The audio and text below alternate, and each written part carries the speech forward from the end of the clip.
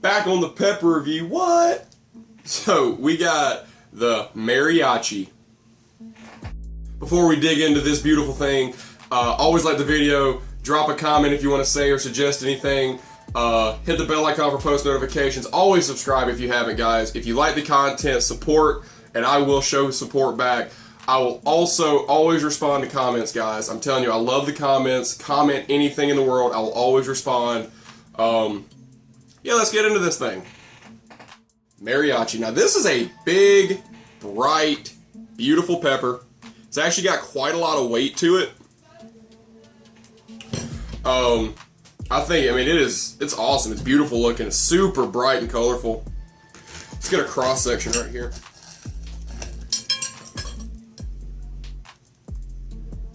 Beautiful cross section. You can see there's not a ton of seeds from it. It does seed, but like I said, it's not a ton.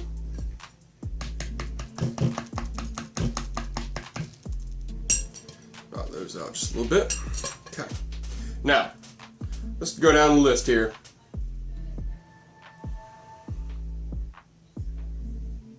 It does smell floral. It has a very pepper smell. It smells like a lot like a pepperoncini, to be honest.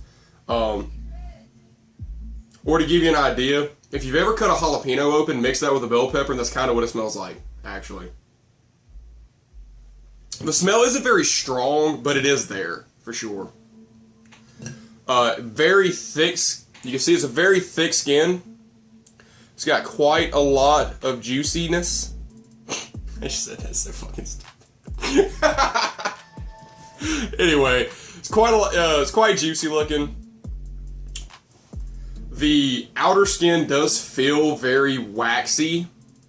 It doesn't feel really thick as far as like a thick wax, like, you know, outsider skin, but it definitely feels a little waxy. Let's cut a nice little piece off of this. This is actually the first one that I've gotten to eat so far off of this plant, so I have no idea what to expect here.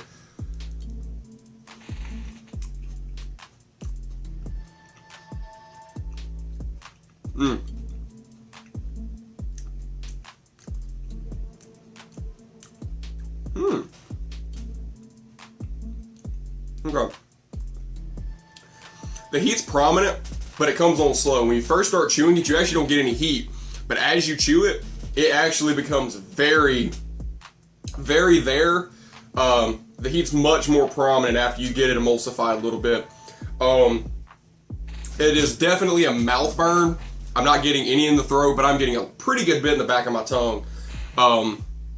Super juicy. It's got a wonderful texture. It's very crispy, but it's not hard. That is really good. I would say the sweetness, it's not sweet. It is actually more of a tart pepper. Way more on the floral side. It's got a good flavor, pretty deep flavor, but it does have more tartness. It's not sweet. It's not even neutral. It's more of a tart pepper for sure. I would say the juiciness, super juicy. It is a mouth burn, more of a tart pepper. The heat, I would give it a 4 out of 10. It does have heat, but it is slow going and it's not bad, and it's only in the back of the mouth. Practicality, I would put this in stir fries. You're going to get a lot of sweetness from onions and seasonings and things like that, so I don't feel like you need a sweet pepper in a stir fry. It's definitely one that I would use for a stir fry. You can cut it into long strips, and I think it would be amazing. I would not make a spice powder out of this because you're just gonna be bitter. You're not gonna get a ton of heat from it. So I probably wouldn't go that route really.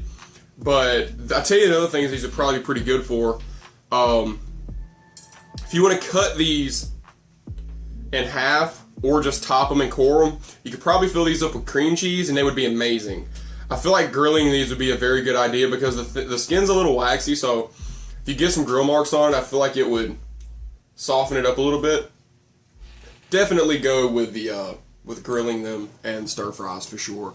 And it's not too hot. This is something that somebody without a big heat tolerance can absolutely enjoy and get used to eating something that's, you know, a little warm if they're trying to build a tolerance of. I think this is a good starter pepper for that.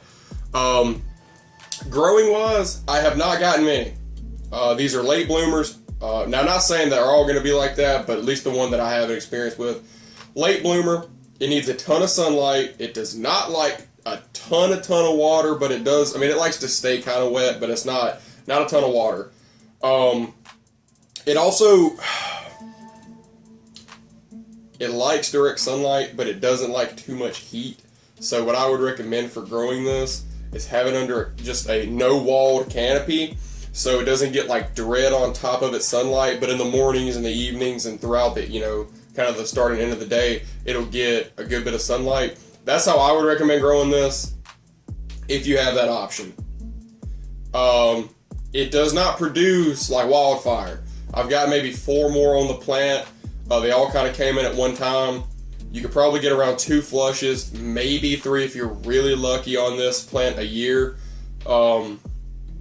But I would definitely recommend growing 1 or 2. It is very good and it's super beautiful, bright and colorful. Yeah, I'd grow 1 for sure. It's not a bad pepper to grow. It's not too volatile, but it definitely does like stagnant conditions much more than some of the other ones that I'm growing. Yeah. All in all, fantastic pepper. Would I recommend it? Absolutely. I recommend all peppers almost. I haven't really found too many that I would not recommend. Some of the super hots I may not, but for sure this one's really good. Guys, I appreciate y'all watching so much, man. It means the absolute world to me. Please drop a comment on any critiques you have on the video. I love all of you. Stay blessed. My Lord.